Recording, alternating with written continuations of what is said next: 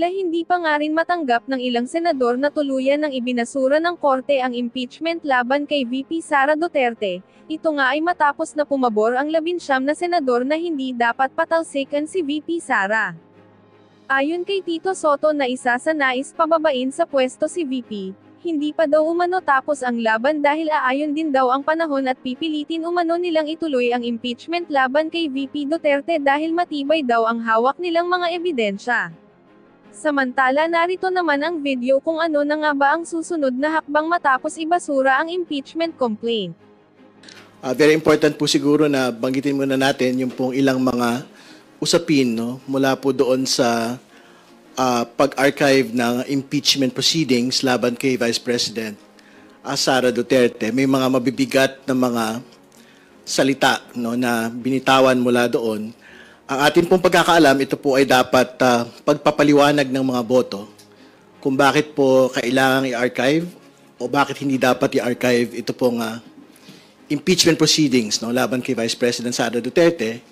Pero malaking bahagi po ng mga talumpati ay tungkol po sa mga pagtingin, kuro-kuro ng ilang mga senador, liderato ng Senado, laban po sa liderato ng House of Representatives. No? So, very important ho na linawin ho natin muli, nabanggit na ito kahapon ng ilan sa ating mga kasamahan sa Kongreso na magkapantay at magkahiwalay.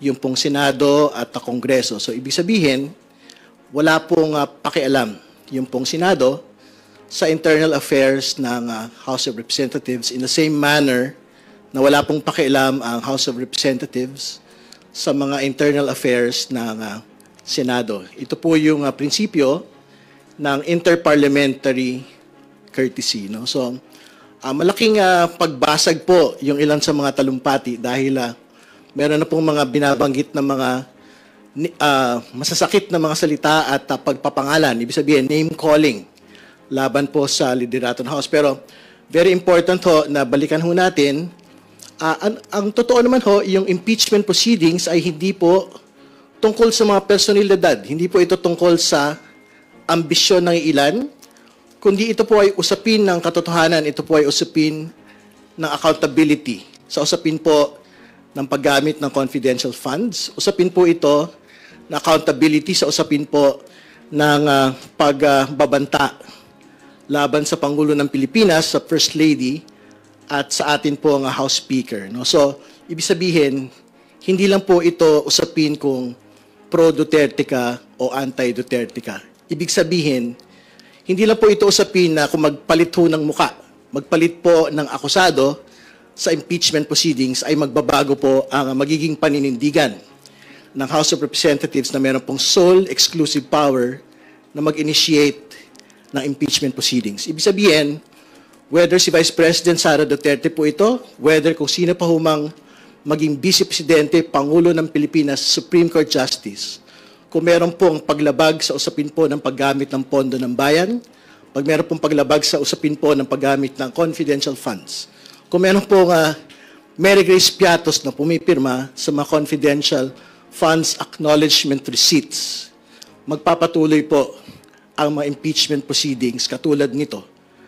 Si Vice President Sara Duterte man po ito o hindi. So, very important ho yung looking forward ng House as we move on from the archiving of the Senate of the impeachment proceedings. So, antayin po ng Kongreso, ito pong magiging resulta nito pong motion for reconsideration ng Korte Suprema. Kung ano man ho yung abutin nito, di saka ho tayo mag-usap muli. Pero I think yung pong Feb 2026 na refiling ng impeachment proceedings on the same articles, on the same reasons, katulad po ng paggamit ng confidential funds at pagbabanta laban sa mga matataas na opisyal ng pamahalaan, yun po ay magpapatuloy. In the event po na magpasya po yung 20th Congress, House of Representatives, na mag-refile at daanan po muli yung pong proseso na impeachment laban kay Vice President Sara Duterte.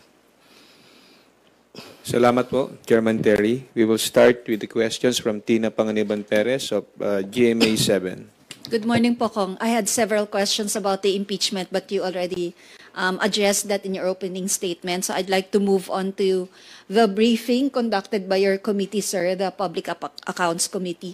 Nabanggit po kasi doon, sir, ni Secretary Bonoan na this week magsusumite po sila kay Pangulong Marcos ng initial list, the first list of all infrastructure projects completed from 2022 onwards. Yung committee niyo po ba nakatanggap din ng kopya nito, sir? Ang commitment po ng DPWH at ni Secretary Bonoan ay as soon as it is submitted to the President, the House will be able to get a copy of all of it. No? So, ang expectation po natin dito, we will be talking about not just the completed projects, but the entirety of the status of the projects that were raised by the President. Ito ba yung mga uncompleted? Ito ba yung mga delayed? Ito po ba yung mga substandard?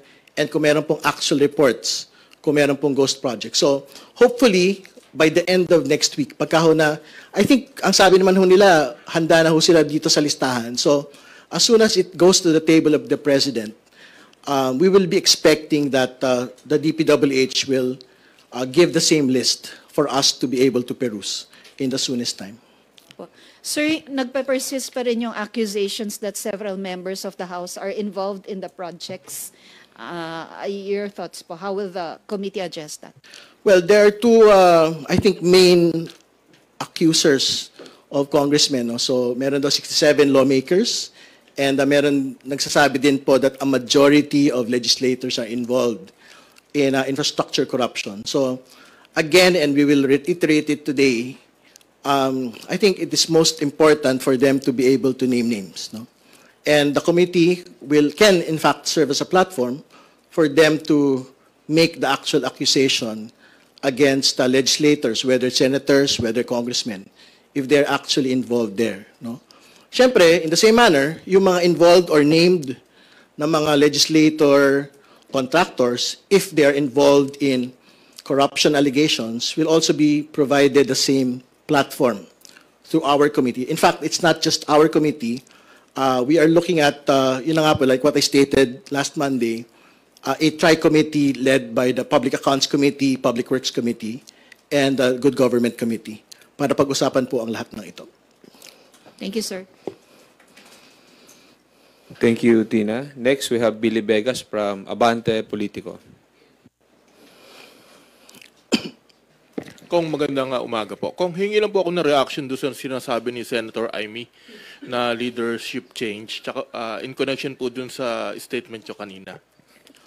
Well, sa dulo-dulo ho, ang magpapasya kung sino man ho yung magpapalit sa liderato po ng House of Representatives ay ang mga miyembro po ng Kongreso mismo. Hindi po mga senador, hindi anak ng Pangulo, hindi kapatid ng Pangulo ng Pilipinas. So, ibig sabihin, kung merong batayan para ho magkaroon ng palitan, mangyayari po ito batay sa pagpapasya ng mga miyembro po ng House of Representatives. Pero kailangan natin balikan po yung inabot pong mga tagumpay ng Kongreso nitong nagdaang mga panahon.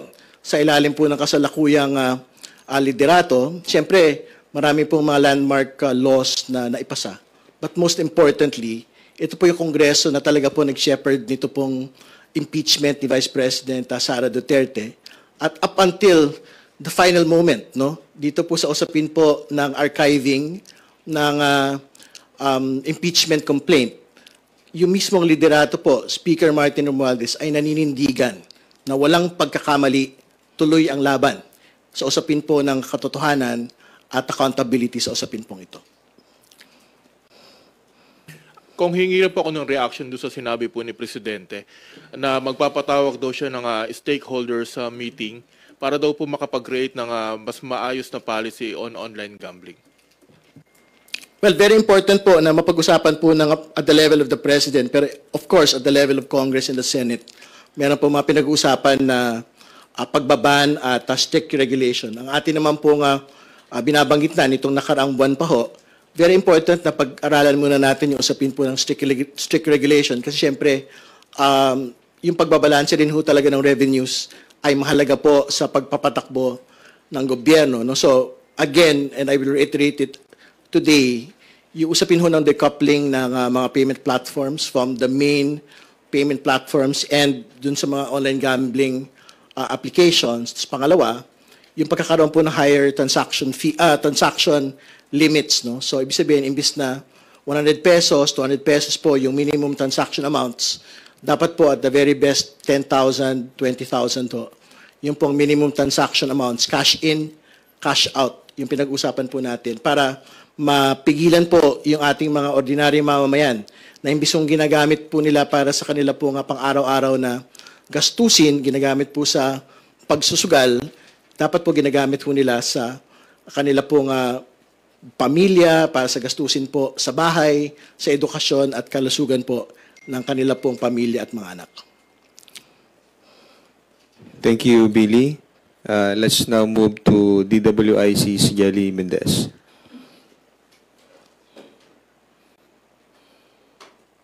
Sir, may listahan na po kayo ng yung bilang ng mga kontratista, and kung nakausap niyo na rin po ba yung mga district engineers na kasama din sa flood control projects?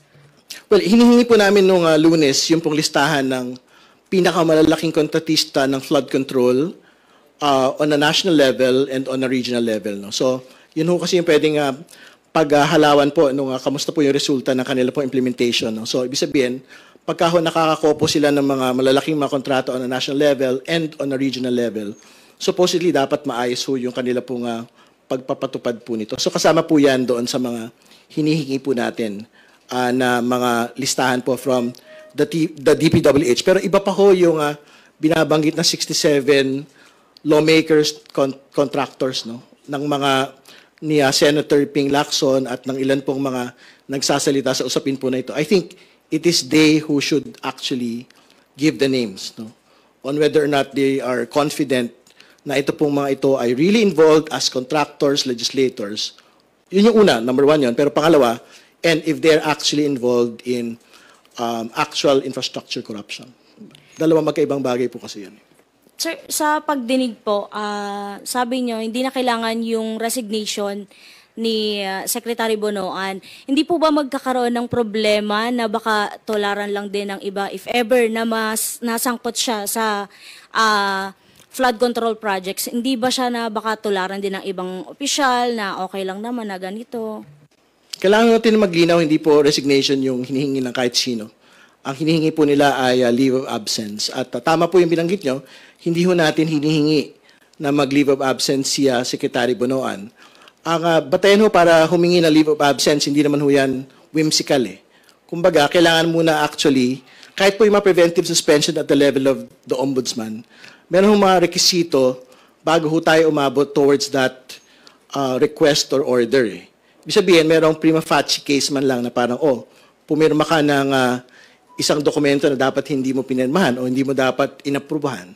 Yun, pwede ho tayong makahingi. Pero up until Monday, parang wala naman ho tayong ganoong nakikita. Pero kailangan natin maglinaw dahil yung usapin ho ng Kabagan Bridge sa Isabela, binanggit din po ito sa State of the Nation Address ng atin pong Pangulo. Meron pong mga pinangalanan ng mga opisyal ng DPWH doon po sa privilege speech ni Senator Jinggoy Estrada. I think merong ilang mga serious allegations po doon po sa una, incompetence ng mga matataas na opisyal. Pangalawa, parang pakikialam ng mga matataas na opisyal. Baka yun po yung pwedeng pag-aralan ni Secretary Bonoan or pag-aralan po ng Ombudsman kung meron pong actual administrative proceedings, preventive administrative proceedings na pwede na pong gawin doon. Kasi parang ang allegation doon, despite some form of incompetence relating to the project, parang na-promote pa ho yung ilan sa mga official po na yun. So, I think yun po, it's a particular case na pwede hong merong preventive suspension, merong administrative proceedings, preventive administrative proceedings na pwede pong gawin laban po sa kanila. But at the level of Secretary Bonoan, parang at this point, it might be a bit premature. Thank you, Jelly. Let's now hear the questions from Annalise Soberano of Bombo Radio. Good morning, Kong. Balik lang ako doon sa question ni Ms. Tina Panganiban. Doon sa gagawing pagdinig po ng TRICOM, sinabi nyo na balak nyong kalkalin ang mga palpak at ghost flood project, control projects. At may ibinunyag din si Senator Lacson na 67 congressman na mga contractors din. So, ibig sabihin ba nito, asahan natin sa pagdinig ng TRICOM, kakalkalin din ninyo itong mga pangalan ng mga legislator contractors na behind po sa mga palpak at ghost flood control projects? I think yun po yung logical na proseso nito pong pagsisiyasat. So, ibig sabihin, kung lumabas po yung pangalan nila sa mga substandard, sa mga ghost projects po na flood control, yun po yung aabutin ng investigasyon. Doon po sa blog ng ating pong Pangulo, ang sabi niya, wala naman hong sisinuhin. So, dapat wala din sinuhin yung pong Kongreso sa kanya pong pag-iimbestiga. Hindi ba? But we have to be very clear dito po sa usapin po yung sinabi kong pagkakaiba ng pagkakaroon ng corruption allegations relating to the projects. Pero ang totoo naman hindi dapat sumasali sa mga kontrata ng gobyerno, whether infrastructure man yan o hindi, yung pong mga miyembro ng Kongreso. Very specific constitutional prohibition po ito at meron din pong very clear provision po ito sa Anti-Graft and Corrupt Practices Act. No? So, ibig sabihin, if they involve themselves in specific contracts, parang bawal na ho yun. Para may actual na kaso na po yun. No? So, we don't even have to wait for ghost projects or substandard projects. Pagka if they dip their hands into the cookie jar by getting actual contracts, it's a real problem for them actually. So, asahan din natin, Kong, na itong mga names ng mga legislator contractors ay maisawalat din during the... I think so. Pero, syempre, the burden of accusation is not on Congress and not on the committee. The burden of showing, the burden of disclosure is on the persons accusing. So, there are two personalities who are doing it, Senator Lacson and Mayor Magalong. So, if Congress will be the venue for it, then it will be the venue for it. Pero syempre, in the same manner, because due process demands it, pagka napangalanan yung mga legislature, kung sino mang personalidad po dyan, they will have to be able to defend themselves, subject themselves to scrutiny in the committee hearings also. Kung on the other issue, isang magandang balita po na bitbit ni Pangulong Marcos ay yung paglagda nila ng 18 kasunduan, ang Pilipinas at India po, para mapalakas ang sektor ng renewable energy, digital services, business, process management, infrastructures at healthcare. Ano po yung magiging impact nito sa atin, yung magandang balita na bitbit ni Pangulo? Well, siyempre, lahat naman po ng mga bilateral relations, whether India man yan, Estados Unidos man yan, European Union man yan, basta makapag-ambag po ito sa economic growth ng ating bansa, makalikha ng trabaho, makapagtaas ng bilang ng mga turista sa Pilipinas, at buuin po yung entire economic cycle po ng growth. Dapat i-welcome po natin ito. Pero siyempre, may kontrata, pero ibang bagay pa ho yung actual delivery of these things. No? So yan po yung pinaka-importante kasi siyempre, okay naman na may mga memorandum of understanding, memorandum of agreement, pero we would like to see actual, more jobs, more Indian tourists going here, more, facilities, BPO facilities being built in the country as a result of the visit. Kasi dyan ho natin masusuka talaga kung talagang successful o hindi yung pong state visit.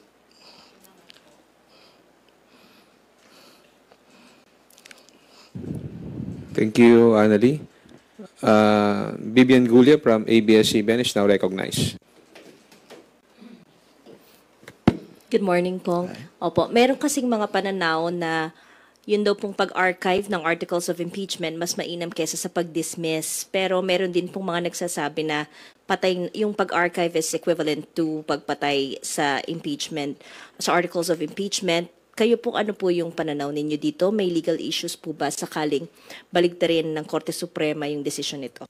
Alam po ninyo, if you genuinely fight for truth and accountability, parang you cannot afford to be cynical about proceedings. Di ba? So, we are hopeful and we are thankful that, it's unfortunate that it got archived, but we're also thankful that they did not dismiss it.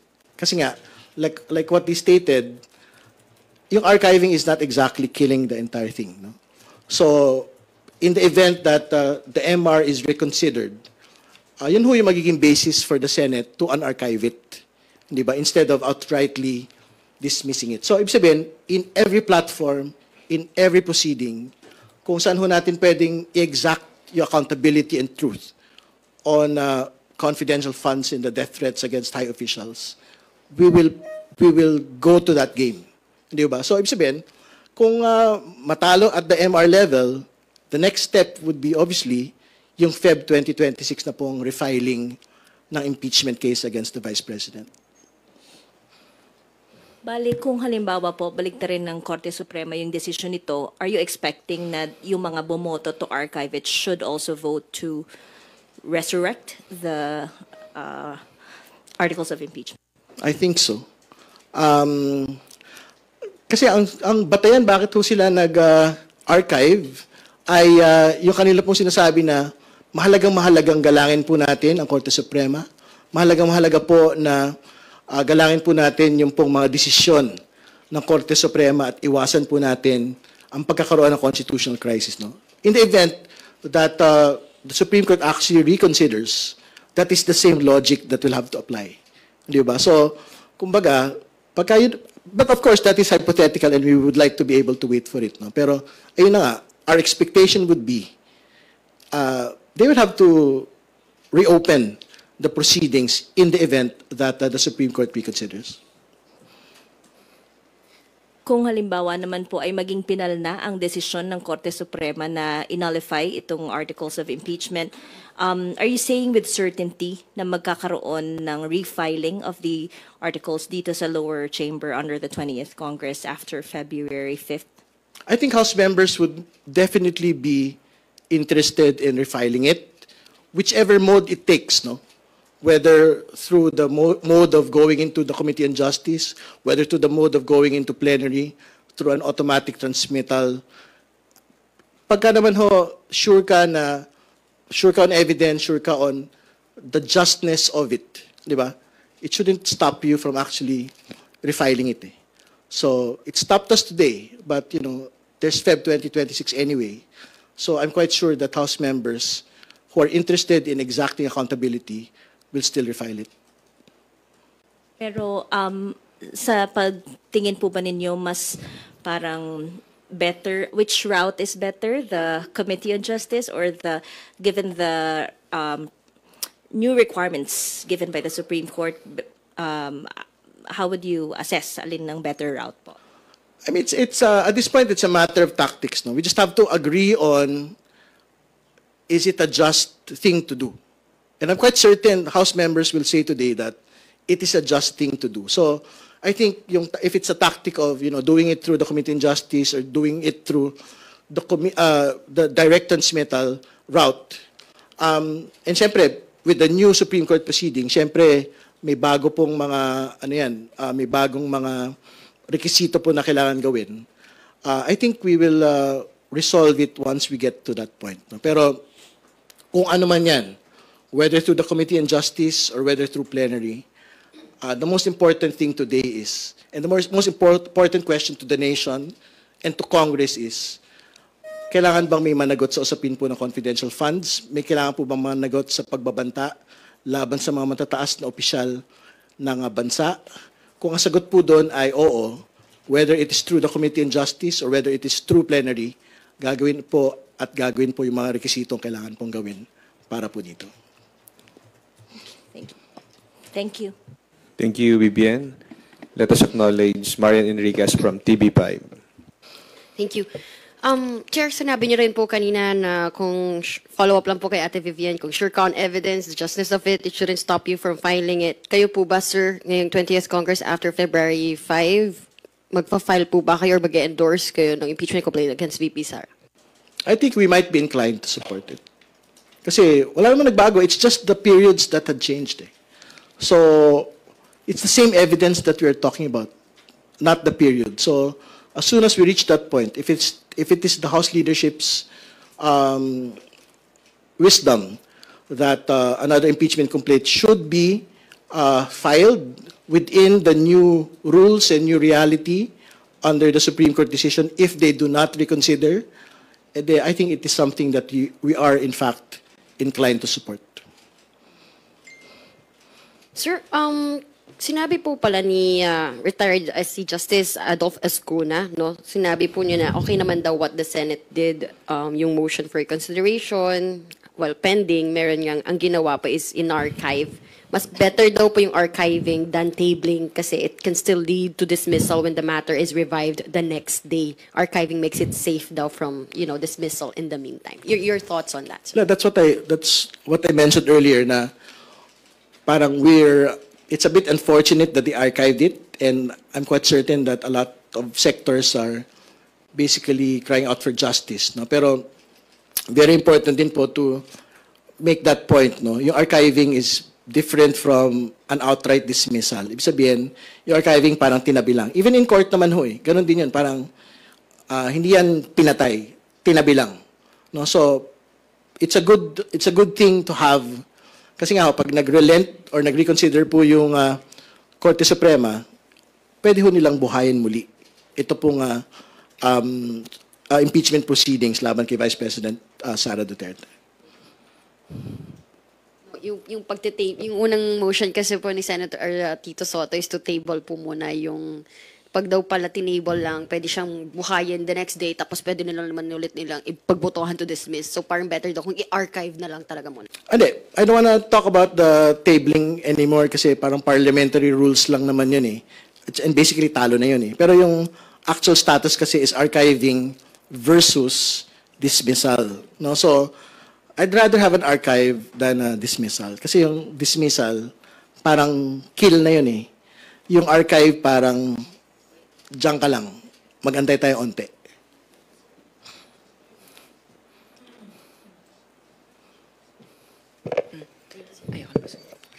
Okay ka na, Marian. Okay, Rosalecas from UNTV. Please proceed.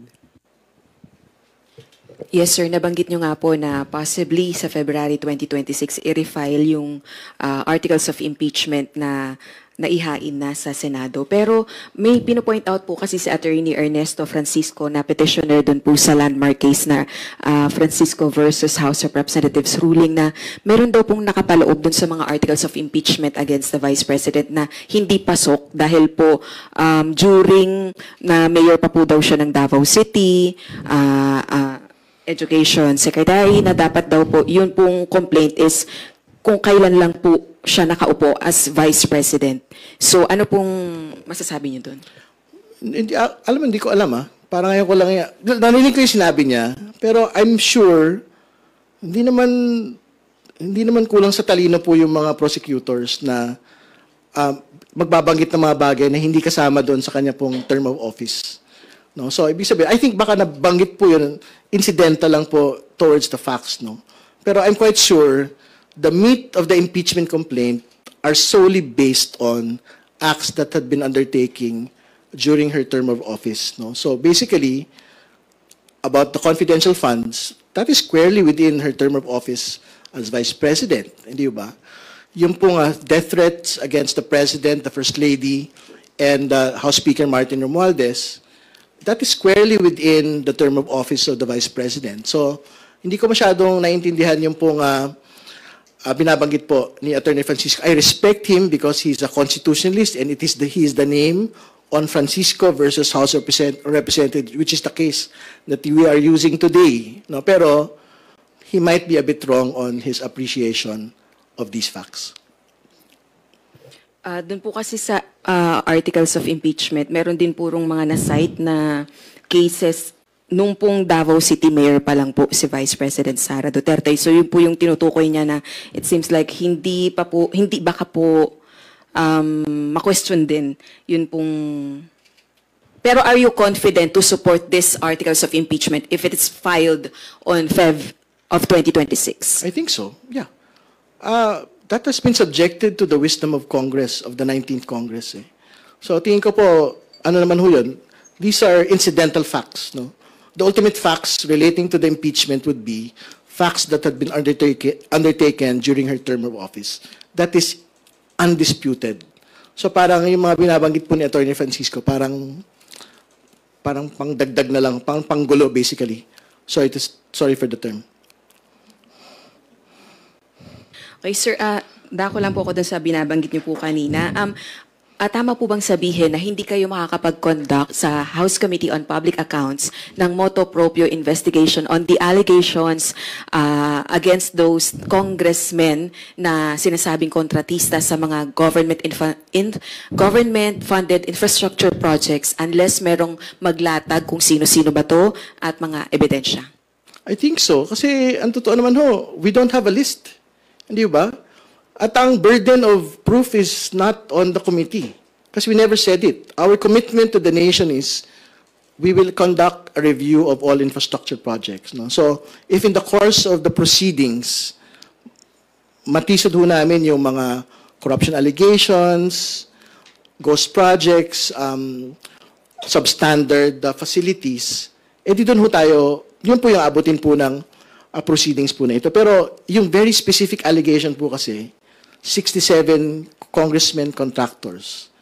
Hindi naman sa amin yan galing eh. It came from somewhere else. No? So, unless and until there are names that are mentioned as to who these people are, parang it might be a bit premature to conduct proceedings relating to it.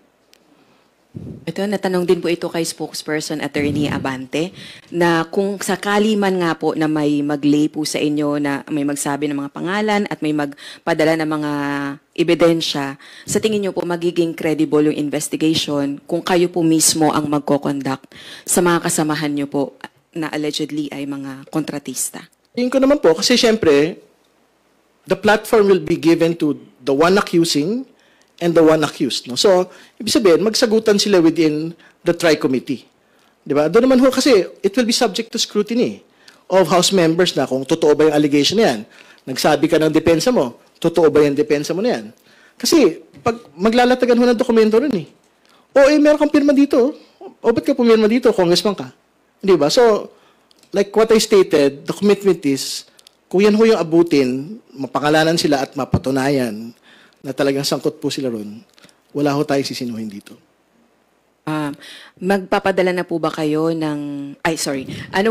nabuo na po ba yung committee ninyo? Puno na yung membership? Well, meron na pong mga miyembro. So, mag-organizational meeting na po kami, I think by next week. Pero, I think the direction of the comprehensive investigation po kasi is to do it as a TRICOM. Public accounts, public works, and good government. No? So, antayin din po namin na mabuo rin po yung mga miyembro po roon. Balak nyo na rin po bang magpadala ng formal invitation kay Baguio City Mayor Magalong? I think yan naman po yung sinasabi natin. As soon as mabuo na po yung mga komite, magpapadala ko kami ng invitation for him to make a presentation relating to his observations. Kasi bukod naman ho doon sa kanyang allegation na may mga kongresista, legislators na involved po sa mga corruption, infrastructure corruption, may mga binabanggit din naman po siya ng mga halimbawa ng mga kontrata eh. So I think we'd like to get from him, no, ano ba yung mga halimbawa ng overpricing? Kasi meron siya sinasabi na pagka ito lang yung presyo, ito yung presyo sa kontrata, pero pagka nagpunta ka sa, pag nagkaroon ka ng market sounding or market research, ganito lang yung presyo. So I think fair po na banggitin niya po yung mga ganyang mga bagay sa komite pag nagkaroon na po ng investigation. Pero, if the presentation, for example, would include an actual allegation that, for example, majority of congressmen, legislators are involved in corruption allegations. I've heard it in one interview, na parang ganun po yung binabanggit niya. Yun po yung time na he will have to provide the names. Thank you po. Thank you po kay Ray. Thank you, Rose. Next is Haji Camino from Brigada News. Good morning po, Conteri. Yung just this week, na kung di ako nagkakamali, yung sa plenary ay na-adapt na nga rin po yung resolution na para mag-convene po ulit yung Quad Committee. Nakapag-organize na po ba? Nakapag-meet na po ba kayo, Kongs, with the leaders of the other three committees? Hindi pa, kasi kailangan po munang mag-organizational meeting yung kanya-kanyang mga komite.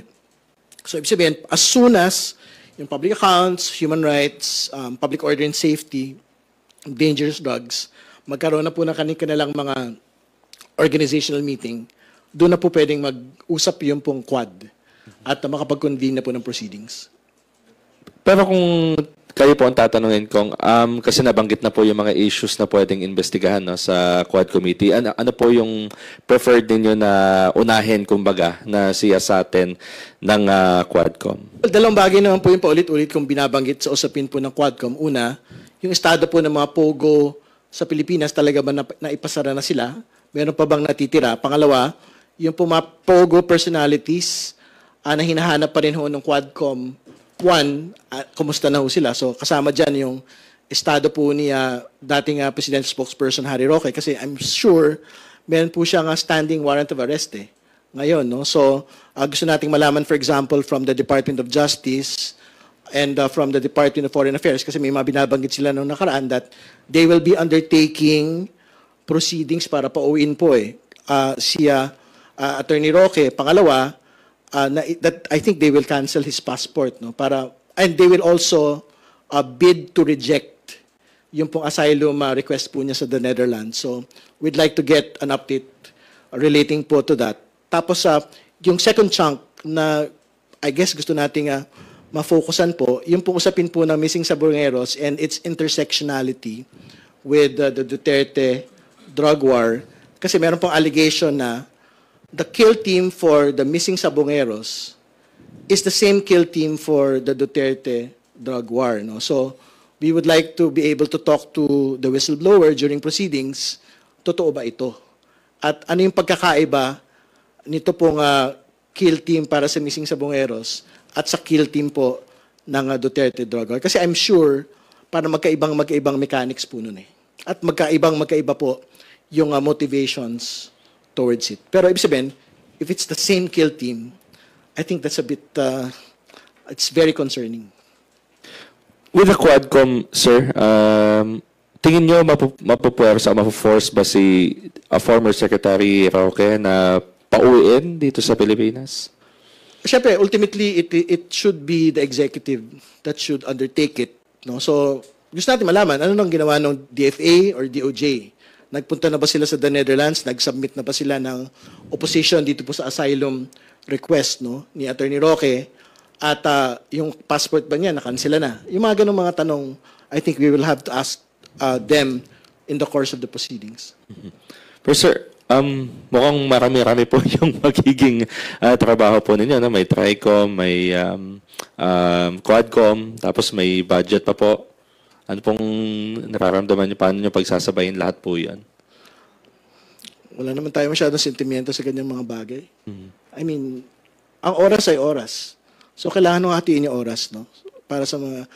lahat yun, mahalagang usapin Mahalagang usapin po yung flood control investigation, mahalagang usapin po yung Quadcom, mahalagang usapin din po yung iba pang mga bagay, no? So, tingin ko naman mahaba yung oras para sa... Yung 3 araw sa Kongreso ay mahaba para mabigyan po ng panahon ang lahat pong ito. Last na lang po, Terry. Bukod po sa issue ng flood control and other infrastructure projects, may iba pa po bang target na imbestigahan ng TRICOM? Like, for example, since kasama naman po yung good government and yung public accounts doon sa TRICOM, like yung issue po nung pag-invest ng GSIS sa online gambling, ano po kaya yan? Yung TRICOM po kasi specific to flood control yun Pero siguro as an update, hindi ko alam kung sa amin po ma-refer yung Dolomite investigation. So, we will undertake the Dolomite investigation under public accounts if it is actually referred to us. No? So, yun, I think it's another chunk of the work that we will be doing. Thank you po. Thank you, Kerry. Thank you, Haji.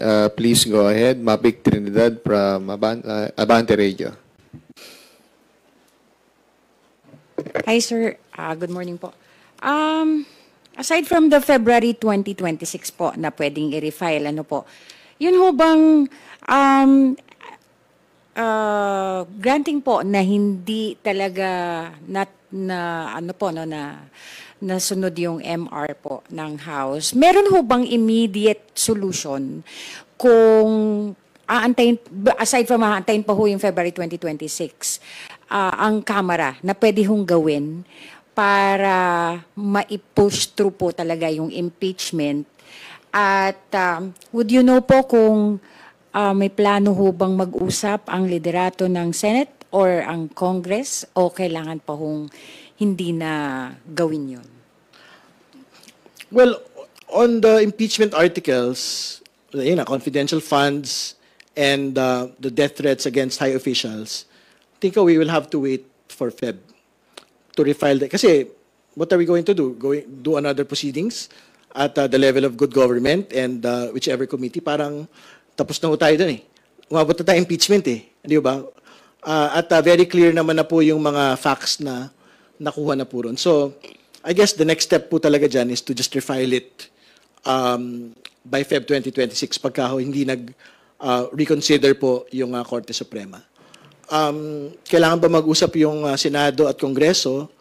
Sa ibang mausipin, pwede ho. Kailangan nila mag-usap sa budget at sa iba pang mga bagay. Pero I don't think there is a reason for them to speak on impeachment. No? Kasi may kanya-kanya naman po talagang kapangyarihan eh. Congress has the power to initiate, Senate has the power to try and decide. No? So I don't think there is an intersectionality there. Kanya-kanya po nga exclusive sole power po yan under the 1987 Constitution. Thank you, sir. Thank you, Mabik. Red Mendoza from Manila Times. Good afternoon po, Kong. Kong, ito muna, may nangyaring school shooting sa Nueva Ecija, isang injured, yung mismong shooter din ay sadly nagbaril din, but they're both injured. Ano pong reaction niyo po dito sa school shooting na to? Kasi parang medyo dumadalas po yata yung mga violence sa loob ng mga ating mga paaralan po, Kong. Well, syempre, nakikiramay po tayo doon sa mga biktima. No? In fact, kahit ata naman yung nagbaril, di ko alam, I don't know the ages actually. Isa po, 15 years old yung biktima, yung suspect po is 18 years old. Okay. I mean, basically, bata pa talaga itong mga involved po dito sa bagay po na ito. Pero syempre, I guess at the level of the schools, yung pong security, kailangan ho talagang pag-igihan pa, hindi ba? And I'm quite sure, medyo lax, no? Yung security sa mga eskwelahan. So, kasi, ba't nakapasok yung baril, no? So, baka kailangan pong pag-aralan ng DepEd, yung pong beefing up ng mga security measures. Kung actually ba, kailangan ba talaga ng mga yung ano tawag dito, yung nag-check kung may metal detector, no? Guards sa mga sa mga ganyan pong mga kalagayan.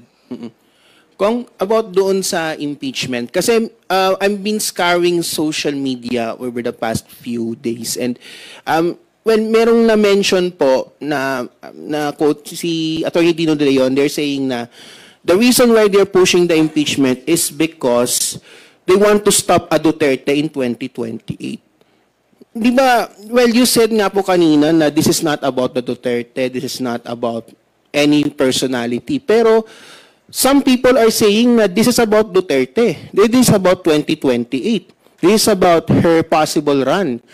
And she is because siya yung pinakamalakas. So, kung yung iba nagsasabi, kung kayo po sa Congress sinasabi po ninyo na this is not about the Vice President, this is about her transgressions, this is about her yung kanyang kasalanan sa taong bayan. Yung iba po kasi sinasabi nila, this is about the Vice President herself because we want her out of 2028. What's your thought about this, Mokong? I think you have to ask Dino that. Kasi, syempre, I didn't say it. And people naman are free to say what they want to say, no? Kasi, syempre, on the other side of the fence, di ba, parang sinasabi what the senator said about Congress, di ba, they're free to say what they want to say. Pero ako, what I'm saying is, and what I think members of Congress are saying, this is about accountability of high officers of the land. No? So, we won't, I mean, he can say what he wants to say. No? You have to ask Dino that. Pero, I maintain my position na impeachment is about holding accountable high public officials. Lasa lang po. Kasi sinabi din ni Senator Marcoleta doon sa kanyang speech nung Wednesday yata, na siya mismo, nung time nang nandito siya sa House, hindi niya nabasa yung mismong complaint. Okay. Or hindi siya napasahan ng complaint. And the reason why is because, kaya parang pakiramdam niya na parang hindi lahat ng mga members nabasa yung complaint. What's your take on this po? Well, baka hindi naman talaga siya binigyan ng complaint. Kasi wala naman sa rules yung sinasabi po niya na, yung sinasabi ng Korte Suprema ngayon na dapat lahat ng mga miyembro ng Kongreso mabigyan ng kopya ng articles of impeachment at yung supporting evidence. Yun yung bagong sinasabi po ng Korte Suprema sa kanya pong desisyon eh. Pero, I mean, dati naman hindi yun yung rekisito. Ang rekisito, yung pipirma po ng mga miyembro lang ang pwedeng makakita nito pong articles of impeachment. So kung sino man yung nagtulak ng articles of impeachment po, direct transmittal ng panahon po na yon, baka hindi siya nakasama dun sa tingin nilang magsusupport ng impeachment complaint laban kay Vice President Sara Duterte. I think, I'm just speculating, pero I think baka yun po yung dahilan bakit wala siyang kopya. Okay, thank you. Salamat, Red. Meron pa bang additional pahabol questions? Marian, go ahead. Sir, kahapon nag-Thanksgiving Mass at lunch na raw po si VP Sara kasama yung kanyang team. Wala siya doon. Ano po, baka may gusto niyo po mag-komento rito even if wala pang decision, final ang decision ng SC regarding sa MR. Meron na silang ganyan. And also, I think VP Sara even said na yun muna. Una po sa lahat, hindi ko alam kung para saan yung Thanksgiving eh. So, is it actually related to the archiving of the impeachment complaint? I don't know for a fact. Unless sinabi po nila yon na yun po yung dahilan ba't sila merong Thanksgiving. No? So, I don't want to speculate as to the motivations of the dinner. No? Unless sinabi nila. Hindi ko alam eh. So, yun lang. I think we can leave it at that.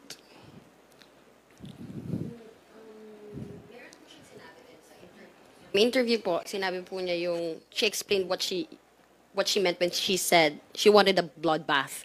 Yun nga, mailabas daw sana yung mga ebidensya, lahat talaga. Kaso, wala na raw yun ngayon. So, probably 2026, 2027, 2028, at least daw dun, baka may opportunity, may magpa-file ulit, dun daw masasagot niya. Yeah, then the bloodbath will come at that point. Di ba? I mean, siya naman po yung I mean, I didn't say it. She said it. So, if the bloodbath would not come today, then maybe in the future. Salamat, Marian. And before we formally end our press conference, we call on Chairman Terry for his final message. Siguro, panghuli na lang pong punto, no? Doon sa usapin nga po nitong, I guess, attacks on the House leadership.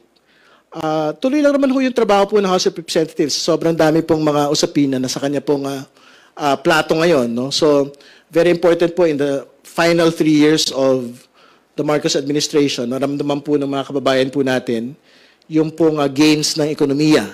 At bahagi po nito talaga yung pong pagtitiyak na mababa ang presyo ng pagkain, particular ng bigas, mababa po yung presyo ng mga batayang mga gastusin, katulad po ng kuryente. At syempre, bahagi rin po yung pong pagtitiyak po na yung mga bagay na hindi nakakain ng taong bayan pero mahalaga sa kanya, mahalaga sa demokrasya, ay talaga maipagtanggol pa rin po ng Kongreso. So kasama ho dito yung pong pag-hold accountable ng high public officials sa kanila pong mga ginagawa habang sila po ay nasa tungkulin. So, it is a setback na na-archive po itong impeachment proceedings laban kay Vice President Sara Duterte, pero I think the House leadership had already made it clear na bagamat nangyari po ito, tuloy po ang laban. So yun po muna. Maraming salamat at magandang tanghali. Maraming salamat po.